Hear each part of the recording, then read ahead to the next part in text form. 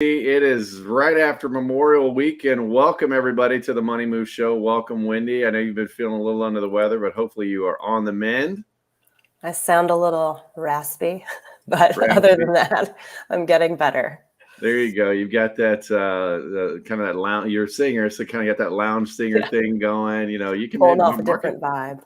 Yeah, different vibe. There you go. There you go. Well, I'm glad you're feeling better. I hope you had a great Memorial Weekend. We're just coming off just a fantastic weather weekend, at least where I'm at, and had spent time with the family. And I think you did as well. Did a little movie night. Saw the new Top Gun movie, right? Yeah, my whole family was gone. It was just me and Matthew, so it was kind of. There you go. Okay, so kind of divide and conquer kind of deal. Yeah. So fantastic. Yeah, we did baseball summer, so we had our first summer tournament.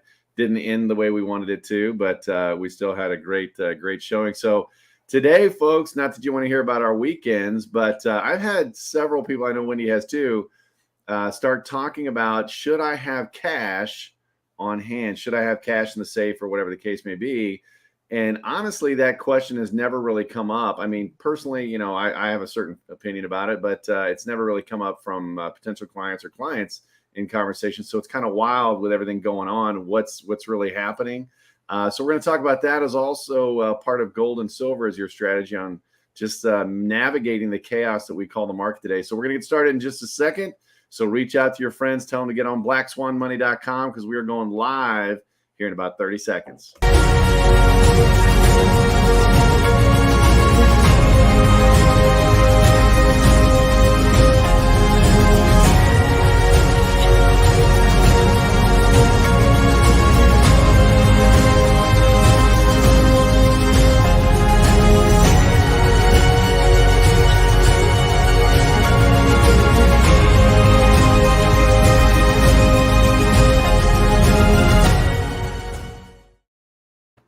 We're back, Black Swan Money. I know. What up? So yeah, let's talk about this. Let's talk about, you know, having cash on hand and, you know, why would you want to have cash? I mean, hell, who even uses cash anymore, right? And so that's easy to fall. And that's, you know, you look at the boomers, the Gen Xers, and you got the millennials, Gen Y, Gen Z. You know, the younger they are, it's rare that people don't even have cash anymore. And I've talked to, you know, friends of mine or whatever. It's, you know, inconvenient times where the system may be down or this, that, or the other. And so I've had literally in the last week, 3 people ask me, should I have cash at home? And, you know, it's kind of odd that it's not odd considering all things going on, but it's just unique that I've never had clients ask me that before. Now I've always recommended, you know, hey, have a little cash set back, but you know, why do I need cash? Why would you want cash? I mean, I thought cash was going away, right? We were going to a cashless society, right? Book of Revelations. But anyway, so we'll kind of throw that in there and ask that question. So, you know, the answer is simply yes. You know, I think you should have cash in hand. I mean, I would encourage people, you know, you always want to have an emergency fund, keep that in the bank. I have had clients in the past where, you know, they don't trust the banks for whatever reason. And so they'll keep a lot of cash at home in a shoebox or something like that. I do not recommend that because one little fire and poof, your money's gone, right? And it does happen out there, folks. But, you know, to answer the question, you should have $1,000, $2,000, $3,000 cash if you can afford that, whatever your budget has, but at least try to get to that $500 mark as a kind of a bare minimum. And the reason is you never know what's going to happen. Okay. And we're in a crazy time right now economically. And it's not that all of a sudden this, that, or the other may happen, but, you know, you look at all the factors that are out there right now. Okay. Number one, with things going and growing and going crazy, we're talking about the economy, right? You could be in a situation where your bank limits you on your access. Well, how could that be here in America? Well, just a few short years ago, I think it was 2015 in Greece. You know, Greece, the economy there was not doing great because they printed a lot of money and things like that. There were some other factors involved, but oddly enough, that's what America's been doing with these quantitative easing, you know, QE1 through, I don't know, 6 or 7. Oh, is it that many? Yeah. I don't know. I lost count, right? Yeah. But there's a lot of it, and they keep printing more money. Half the money or more than half the money in popular circulation today has been printed in the last 2 years. Think about that. That's a lot of printing going on. And so, you know, when the government and the banks start looking at, okay, how can I control that? they start limiting access. And so you've already seen credit starting to limit. Rates are rising, right? And they're going to rise. The Fed announced they're going to rise over the next few meetings. So you look at that. In Greece, what happened is, in order to prevent people panicking and starting to pull their money out, much like here in the United States during the 30s, the banks shut down, I believe, for a week or two, and then they also restricted your access to your cash. So when the ATMs came back online, I believe it was, correct me if I'm wrong, but I believe it was $250 limit on what you could do, what you could access in any day. And you look at gas. I filled up this weekend. It wasn't even an empty tank. I mean, I had a quarter of a tank and I put gas in my truck, 20-gallon tank, not a big deal, right? It was $92. And so you do that for a couple cars, there's your $250 right there. So what if I've got to buy groceries? What if I got to buy formula if I can find it, right? All these different factors with costs going up on food and whatnot. It's good to have that cash on hand. Not only that, you start looking at power outages, right? You've got certain areas that they're talking about having what's called a brownout, not a blackout, but a brownout, where they shut the power down for certain periods. Well, I don't know if you've ever been in a store. If the power's gone out in the store, the credit card machine doesn't work. Yep, that's right. The credit card machine doesn't work. Now, a good old solar calculator and some pen and paper, you can calculate, how much cash you would owe with sales tax and things like that. But as far as that goes, nobody carries cash anymore. So, that's one of the reasons I like, having access to that cash on hand. If something does really go bad, your family's not going to do without. Right. And so, like I said, it doesn't need to be a major amount, $500, $1,000, $2,000, and don't keep it in a shoebox. I know my grandma used to keep cash in the freezer. I guess the refrigerator is going to be a little more fireproof than a shoebox, but go get you a little cheap Century Safe, Fire Safe, or whatever, and keep it under your bed or whatever the case may be, but have it protected. Yeah. But it's good to have cash on hand. I mean, I don't know, Wendy, I'm kind of going on here, but have you thought about any of this? I mean, well, I never did until with Canada. So when there were the protests and the trucker protests in Canada, I actually knew people that had their accounts frozen. Could you imagine? Yeah. So people that donated, which I know people go, oh, that's Canada. But Canada is it's just our neighbor. And not a third world country. It's not a communist country. It's our neighbor. They're right there. And because people donated through, I think it was GoFundMe or something to the truckers. Yeah. Anyone that donated, they actually froze those people's accounts and they could not access their own money. And so at this point in life, I don't trust really that. I mean, I don't trust the government, I hate to say it, but I don't trust my money, all of my money being tied up in banks. Yeah. Well, and the banks are getting more and more in line with working with the government, call it collusion, call it fascism, call it whatever you want. I mean, it's one of those things that, the new reportings come out on, the new reporting requirements for like Venmo, Zelle, and all those other little side activities. Any transactions over $600 now need to be reported. That's a Biden administration thing, right? So they're looking at every little penny you have. And as they begin to start to digitize that currency, what does that mean? They have more control and they can do exactly what you just talked about, Wendy, is shut it off at any time. Oh, hey, what, you spoke out or whatever the case may be, we're going to shut your money off. Yeah. And you have no access to buy anything. And that's why it's important that you have some cash, because, the dollar bill, the $100 bill, whatever, you can look right on there. It's good for any debt. It's by law, they have to take it. So if you have somebody saying we're not taking cash, that's kind of a bit of an issue. I mean, raise it up or not, that's, whether you want to fight that battle or not, that's something totally different. But they're required to take at least today's world until that digital currency comes out in the United States. So it's one of those things that you do want to have some cash on hand for that very instance right there. Okay. I mean, I can't imagine what it would be like to have no access to my cash and have the pantry empty, and having my family look at me going, what about our food? I'm hungry. What are we going to do? And even things, John, like people don't think about, but if you only have one bank that you work with, I had once where somebody used my PayPal fraudulently and pulled a whole bunch of money out of my account. Yeah. And it was a time in my life where I really didn't have much. And so even things like that, like you never know, or bank accounts frozen for fraud reasons, right? Yeah. Or who knows? There's lots of different things that can happen, that having that cash on hand. And you and I talked about this a couple weeks ago too. Like, I'm notorious for like leaving my wallet places, which this isn't talking about cash in the house, but like running out of gas and not having my wallet.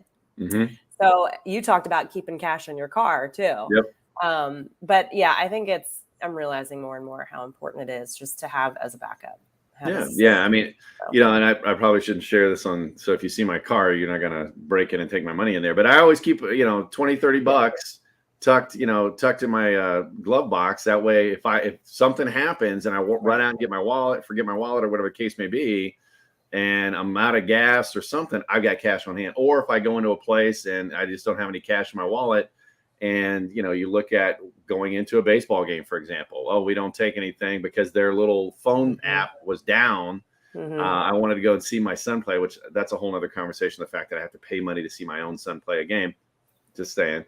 But it's one of those things that, it's always good to have some cash on hand and have a little set in your car, have a little, set aside at home. Again, in a safe place, not a shoebox. Go and spend, $20-$30 on one of those little Century safes just to make it fireproof. And that way you don't have to worry about it. It gives you time to respond to some major crisis or something that comes up. And I know there's people, you can use crypto and everything. Last time I checked, Kroger doesn't take crypto, so I'm not buying food with crypto. Not that I'm poo-pooing that whole thing. I think crypto's got a future, but it's, again, not there yet. But that's why it's so critical to have something that you're in control of. And as banks get more and more in line, like you said, Wendy, that's a great idea to have a couple accounts. And I'm all in favor of, I've got an account with a major bank here in the US, but I've also got an account with my local credit union. And they operate on two separate systems, two separate structures and things like that. And so it's a great way to kind of spread that risk, if you will. And credit unions tend to show a little more love anyway. So I love my credit union. So now, what about gold and silver? You've talked about this a little bit. Yeah. So that's another thing too. And a lot of people look at, you hear all these things, and there's a lot of noise out there about invest in gold, invest in silver. And I'm going to tell you right now, I agree. I think that you should have silver on hand too. And again, I'm not talking about the paper certificates you get from whatever website you bought online where it's, your gold is secure here in Delaware. I want it in my hands, right? I'm old school. I want to touch it. I want to feel it. I want to know it's mine. And it's in my hands. So I want physical gold and silver. And I would say that, you look to have, I'd say 10% of your assets in gold and silver. But I personally, this is my opinion. I know there are other people that differ this. I don't see gold and silver as a quote unquote investment. Okay. An investment is you buy something, it's going to go up in value. It's going to go down in value. And a lot of people say, well, John, that's exactly what gold and silver does. And that's not the case. Gold or silver doesn't necessarily go up in value. What the situation is, it's the currency that goes up or down in value. So you look, typically when the dollar goes up in value, gold and silver kind of goes down a little bit. Okay. And then vice versa. And that's a traditional market. Now, I'll be honest with you. I think that gold and silver prices right now are being manipulated a little bit. I'm not going to put on the tinfoil hat and go down that rabbit hole with you. But if you look historically, that's always been the case. When the dollar goes up, gold and silver, is not really as valuable, and vice versa. And the reason is what you're doing, you're not investing in gold and silver, you're hedging against inflation with gold and silver. So you're taking, $1,000 or $100 or whatever the case may be, or in the case of silver, $30, and going out and putting it into a piece of precious metal, and the three common ones are platinum, gold, and silver. I love silver because there's an abundance of it, and everyday people can afford silver, an ounce of silver. And then you buy that, you're buying or storing that buying power of, May 31st, 2022 into that bar or brick or coin or whatever the case may be. You go and then sell it down the road 10, 20 years. Okay. You liquidate it and turn it back into cash. And you look at gold, for example, my youngest, or my oldest, turns 22 today, or turned 22 today. And a friend of mine bought him a 1 ounce gold coin when he was born back in 2000. And that 1 ounce gold coin was $300. Wow. That same 1 ounce gold coin today is worth about $1,850, $1,900. I haven't looked at the prices of gold here in the last couple of days, but so what's changed? That 1 ounce gold, coin is still a 1 ounce gold coin. Well, it's not the value that went up. It's the dollar, the buying power of that dollar combined with inflation. Inflation's at 9% and stuff like that. That's why it's so important. Not that you want to put all of your money there. Okay. You don't want to put all your money there, but have 10% set aside of whatever your assets are, right? Whatever your nest egg, have 10% of it set aside in precious metals, right? Physical, own it, have it. And then have some cash set aside. This is how you get financially independent, folks. Okay. Having all your money in crypto, bad idea. Having all your money in your 401k, bad idea. Having all your money in an IRA, bad idea. Having all your money in a whole life policy, bad idea. But what you want to do is start splitting this stuff up. I want a little bit here, a little bit here, a little bit here, a little bit here. Okay. And that's how you diversify. That's how you protect yourself, your wealth, your family. Okay. And that's something that so many people just, they have these blinders on, right? You've got the boomers and Gen Xers, 401k, or if you're independent, or self-employed, IRA, right? I want a SEP IRA. The Gen Z, right? Crypto. And it's like, no, you've got to have real estate in there, right? You've got to have gold in there and silver, precious metals. You've got to have some cash on hand. You've got to have some market accounts. You've got to have some protected asset accounts. And these are accounts, I talk about them all the time. I can get a market return. And guess what? When the market goes down, I don't lose a dime of my money. And you've also got to be thinking about taxes. Think about the next 20 years, folks. You see what's going on in the economy. Are taxes going up or are they going to go down? I don't have a crystal ball. I'm guessing they're going up too, Wendy. And that's the case. So I'll get off my soapbox. But love talking about this stuff. No, I do. I'm passionate about it because here's the thing. Why don't they teach us this stuff in school? Why? It's by design, folks. Wake up, educate yourself. We've got now, this is our 51st video on all this different. So we're coming up on 1 year on YouTube. Next week will be 1 year on YouTube. And all this information's out there for you. And that's the thing. We're like 1% of 1%, right? If even that of the videos that are available to you. Educate yourself. Now, there's a lot of noise out there and there's a lot of scammers. Okay. Be aware of that. That's why we don't really sell anything on this channel, right? It's all about the information. But you have people, especially in the Forex and crypto world, all over Instagram. Oh, trust me, just give me this. And I'm going to get They're stealing my account name and hitting up my friends trying to get them to give them money. Oh, exactly. That just happened to you too. And I had somebody reach out to me yesterday and got mad because I'm like, hey, I wish you well, but I'm not going to work with you. I'm not going to put my clients at risk because I don't know who you are. Yeah. And, how many times have I been approached by XYZ and they're based out of somewhere, Ghana or wherever in Africa or the Caribbean or something like that. And it's like, no, I want to be able to talk to you, see you, know that you're real and this, that, and the other. And I want to see results. Right.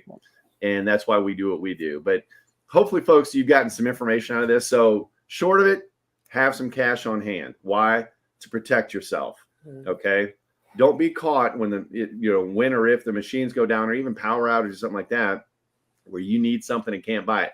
Throw a couple bucks in your car too, just to have mobile cash, right? Just like Wendy talked about. It saved my butt on a couple of occasions. And then also, have a little bit of gold and silver. So we need to have somebody on it. I've got a couple guys that I know that are people that I know that are gold and silver gurus. Yeah. We'll have them come on and actually do some interview stuff too. So, hey, if you got something out of this, I don't know. I thought it was a pretty good show, Wendy. What about you? That's a good lesson. Do us a favor. Give us a thumbs up. Hit that little subscribe button down there and share this. That's what this is all about. Watch, learn, subscribe, and share. That's what we're all about here at Black Swan. So everybody have a great day. This was Money Moves for the last day of May. I can't believe 2022 is already zipping by so fast. But everybody have a great day. Make it a great week. And we'll see you next week on Money Moves. Bye. Bye.